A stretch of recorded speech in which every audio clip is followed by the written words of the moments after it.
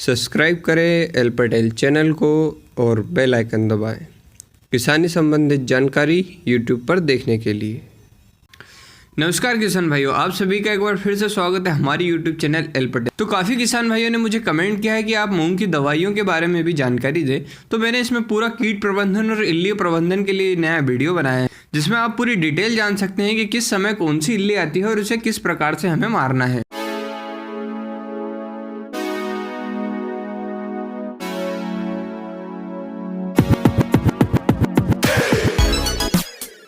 अब अगर बात की जाए मूंग की, तो ये 60 दिन की फसल है, लेकिन इसमें ज़्यादातर इल्लियों का प्रकोप काफ़ी ज़्यादा रहता है और इसके हर स्टेज पे एक अलग प्रकार की इल्ली आती है जो कि क्रम वाइज आती है, जिसके बारे में हम डिटेल में बात करेंगे।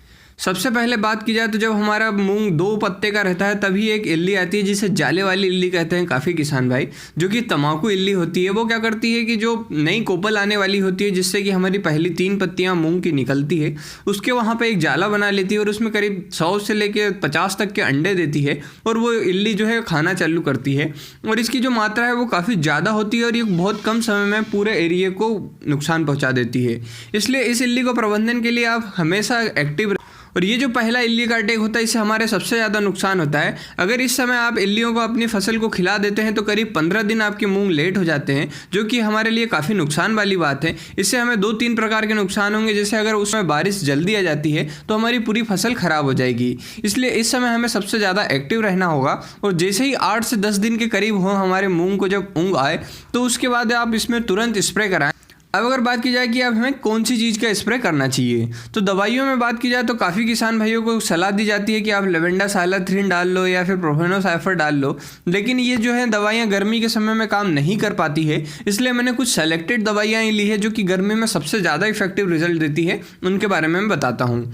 तो जो पहला स्प्रे आपको उसमें फ्लोमेंडामाइड 20% वाली जो आती है, जिसे टाटा की टाकुमी नाम से काफ़ी ज़्यादा फेमस है, उसे डाल सकते हैं या फिर फेम को डाल सकते हैं। फेम जो आती है बायर क्रॉप साइंस की आती है। उसके बाद अगर कभी वो नहीं मिलती है आपको तो इंडोकार्वाक्स जो आता है 20% वाला, उसे भी आप डाल सकते हैं। उसका रिजल्ट भी काफ़ी ज़्यादा अच्छा है। अगर डोज की बात की जाए तो फ्लोवेंडामाइड जो फेम आता है और टाकुमी में आता है, अगर आप टाकुमी डालते हैं तो आपको 6 ग्राम प्रति पंप डालना होगा और अगर आप फेम डालते हैं तो आपको 3 ml प्रति पंप डालना होगा और अगर आप इंडोकार्वाक्स का यूज़ करते हैं तो आपको उसे 100 ml प्रति एकड़ के हिसाब से डालना होगा, जो कि काफ़ी अच्छा इफेक्टिव रिजल्ट देगी। और इसी के साथ आपको पहली बार में क्या होता है कि नरवई वाले खेत होते हैं या फिर चने वाले खेत होते हैं, तो इसमें क्या होता है कि वाइट फ्लाई जो होती है, मतलब सफ़ेद मक्खी, उसका प्रकोप भी काफ़ी ज़्यादा रहता है। इसलिए इसके साथ आप थायोमेथेक्स को मिला सकते हैं, जो कि काफ़ी सस्ता पड़ता है आपको, और इसे आपको 80 ग्राम प्रति एकड़ डालना होगा।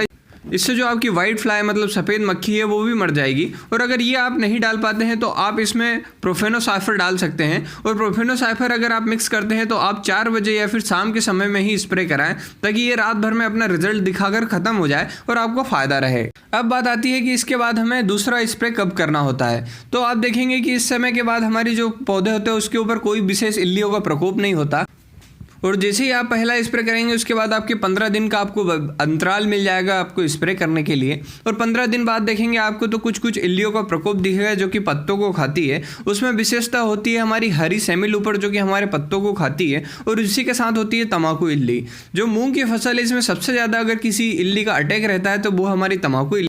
और जब हमारे मूंग की अवस्था होती है 3 पत्तों से लेकर 9 पत्तों की, इस समय आपको हरी सेमिलूपर और तम्बाकू इल्ली काफ़ी ज़्यादा मात्रा में दिखेंगी और इसी के साथ आपको सफ़ेद मक्खियों का भी प्रकोप दिखेगा और कुछ हरी मक्खियाँ का भी आपको प्रकोप दिखेगा।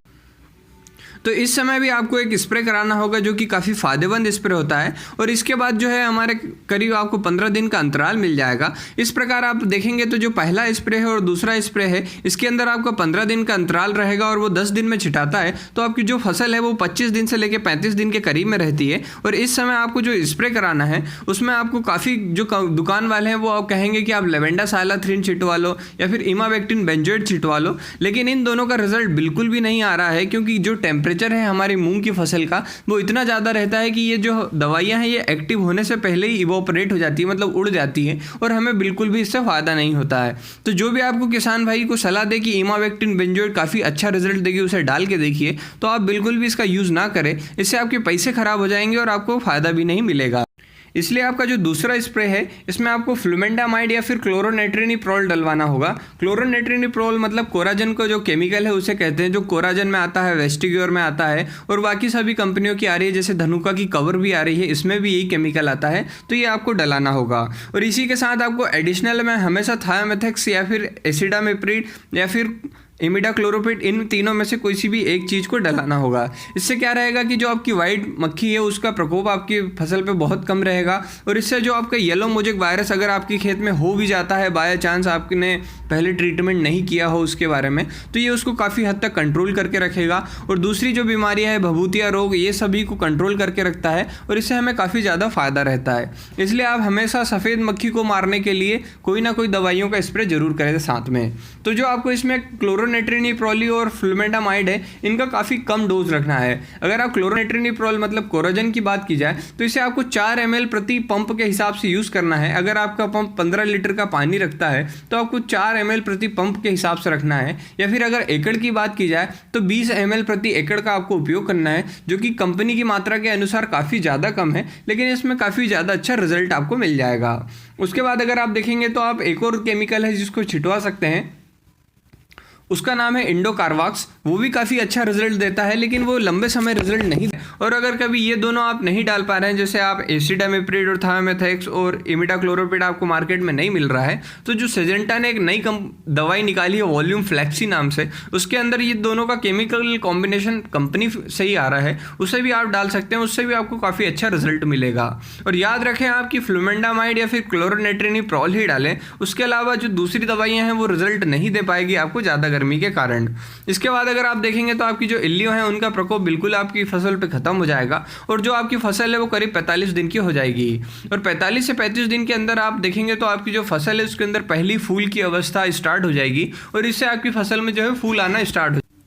तो जब आपके फूल और फल आने होते हैं तब आपके फसल पे जो है 2-3 प्रकार की जो इल्लियाँ हैं वो काफ़ी ज़्यादा होती है। इसमें 2 प्रकार की सेमी लूपर होती है जो कि हरे कलर की आती है और एक हल्के बैगनी कलर की आती है, और उसी के साथ एक बिहारी कामली इल्ली होती है, उसका भी काफ़ी ज़्यादा प्रकोप होता है जब हमारी फली बनने की अवस्था होती है। तो इस समय जो आपका डोज डलाना होता है वो सबसे हैवी डोज डलाना होता है, जिससे कि हमारी फसल को आप बिल्कुल भी किसी भी इल्ली को ना खाने दें और पूरी तरीके से इसे बचाया जा सके। तो इस समय जो आपको दवाइयाँ यूज़ करनी है उनका सभी का हैवी डोज आपको लेना होगा। इसमें आप फ्लुमेंडामाइड का उपयोग ना करें तीसरे स्प्रे में, क्योंकि आप 2 बार फ्लुमेंडामाइड का यूज़ कर चुके हैं, इसलिए जो तीसरा स्प्रे है इसके अंदर आपको क्लोरोनेट्रिनिप्रोल यानी कोराजन का उपयोग करना चाहिए, जो कि 18.3% इसमें केमिकल आता है जो कि रेनॉक्सीपायर द्वारा बनाया गया है। अगर आपका प्रति पंप पे इसका यूज़ की बात की जाए तो इसमें 6 ml आपको यूज़ करना है प्रति पंप पे, और अगर एकड़ पीछे अगर आप बात करेंगे तो आपको 30 से 35 ml के करीब आपको डालना होगा, जिससे कि आपका काफ़ी बढ़िया रिजल्ट आएगा। और उसी के साथ आपको इमिडाक्लोरोपिड या फिर थायोमेथेक्स या फिर एसिडामिप्रिड, इन तीनों में से कोई सा एक केमिकल डालना होगा। अगर इन तीनों की बात की जाए तो आपको जो थायोमेथेक्स और एसिडामिप्रिड है इसे 80 ग्राम प्रति एकड़ में डालना होगा, और अगर कभी ये दोनों आपको नहीं मिलते हैं तो आपको इमिडाक्लोरोपिड डालना होगा जो कि 90 ml आपको प्रति एकड़ डालना होगा। और अगर आप सबसे इफेक्टिव रिजल्ट की बात माने इस समय अगर आपको डालने के लिए कौन सा बेस्ट रहेगा इन तीनों में से, तो मेरी सलाह रहेगी कि आप एसिडामिप्रिड डालिए, क्योंकि ये जो है ये पाउडर्ड फॉर्म में होता है और पत्तों के ऊपर जमा रहता है, इसलिए ये उड़ता नहीं है और काफ़ी अच्छा रिजल्ट दिखाता है गर्मी के समय में।